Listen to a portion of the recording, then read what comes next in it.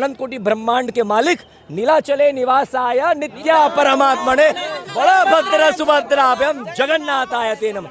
जगत का नाथ अपने घर को छोड़कर कोई भी भगवान ऐसा नहीं है जो अपने मंदिर से मूल रूप में बाहर आ जाए।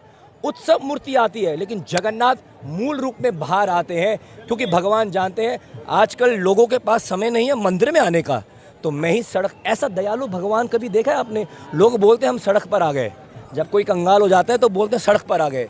ये अनंत कोटि ब्रह्मांड का अधिपति पूर्ण पुरुषोत्तम भगवान है, सड़क पर आएगा कल बड़ी बड़ी आंखें अपनी लेकर और पहुंडी यात्रा करते हुए। भगवान आगे पीछे डोलते हुए, भगवान सीधा भी तो आ सकते हैं।